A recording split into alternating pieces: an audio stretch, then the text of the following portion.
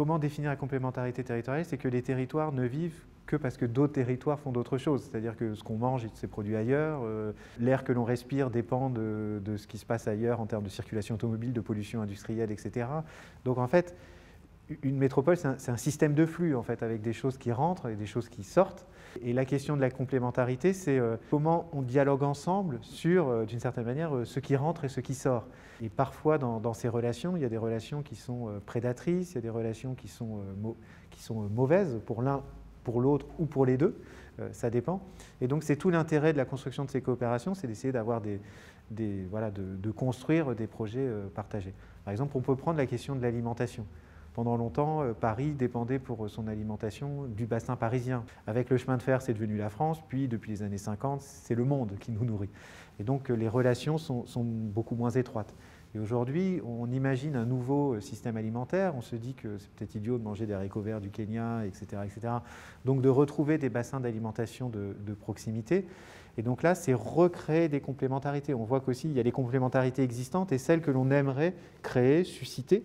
On voit bien que pour beaucoup de questions de la transition écologique, la solution passe par l'invention de nouvelles complémentarités entre les villes et les territoires qui les environnent ou qui sont plus lointains, mais qui se construisent ensemble.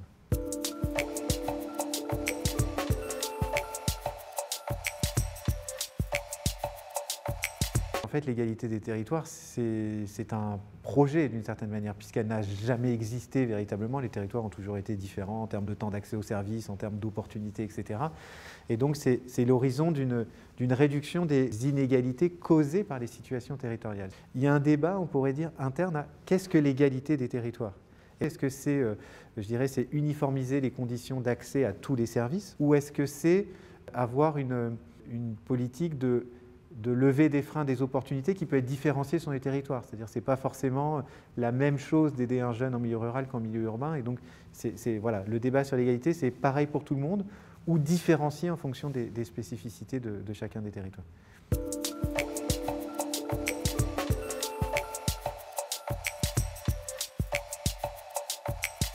Alors, l'État peut être un facilitateur de ces complémentarités. Il y a plein de sujets sur lesquels les collectivités ne travaillent pas de manière complémentaire et intelligente. Zone d'activité économique, concurrence très forte, implantation d'entrepôts logistiques, reconfiguration du système commercial, parfois aussi concurrence dans le domaine résidentiel. Les situations, en fait, sont assez souvent concurrentielles. Les collectivités locales, parfois, s'autosaisissent. Elles se disent, bon, allez, on y va ensemble, parce que là, on voit qu'il y a une concurrence idiote, travaillons en bonne intelligence. Mais parfois, c'est trop compliqué. Et donc, peut-être, il faut qu'il y ait un acteur d'une autre échelle, régionale ou nationale, qui oblige d'une certaine manière à créer ces instances de dialogue, surtout quand ce dialogue n'existe pas, est rompu et est difficile à mettre en œuvre. Mais dans un système décentralisé, puisque maintenant la France est quand même assez fortement décentralisée, il me semble que c'est plutôt les échelons comme la région qui pourraient à terme être assez fortement mobilisés sur justement la création de ces scènes de dialogue en disant, voilà, discuter ensemble à une échelle assez large pour partager le développement résidentiel, le développement économique, etc.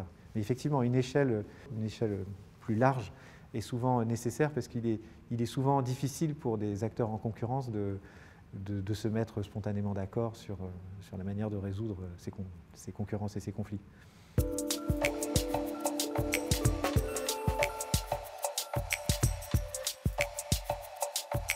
La crise sanitaire, qu'est-ce qu'elle révèle sur les complémentarités?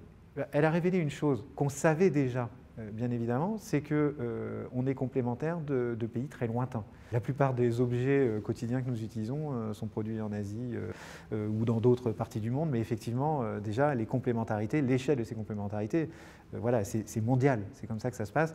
Et donc, d'une certaine manière, ça a révélé une forme de peur en se disant qu'on était dépendant pour certains produits vitaux de circuits d'approvisionnement, de pays différents. Et donc voilà, ça c'est un révélateur de nos complémentarités et de l'absence de régulation politique enfin, de ces complémentarités. Deuxièmement, elle a aussi révélé nos inégalités sociales face au territoire. parce qu'il y a ceux qui n'ont qu'un logement, c'est la plupart des Français bien évidemment, il y a ceux qui ont 2 logements, puis il y a ceux qui ont un petit logement, il y a ceux qui ont un grand logement, il y a ceux qui ont un balcon, il y a ceux qui ont un jardin, il y a ceux qui n'en ont pas, il y a ceux qui ont une bonne connexion Internet, etc. Donc ça a été aussi un révélateur de tout un tas d'inégalités qui peuvent être, je dirais, en situation normale, vivable, acceptée, etc. Puis là, qui révèle au grand jour toutes ces difficultés. Et donc, quelle complémentarité territoriale derrière? Ça veut dire que les territoires sont complémentaires parce que, je dirais, la façon de bien vivre nécessite que peut-être certains, à des moments, puissent quitter la métropole pour des raisons sanitaires, pour prendre l'air, etc. Et on voit bien que cette faculté, elle est très inégalement distribuée.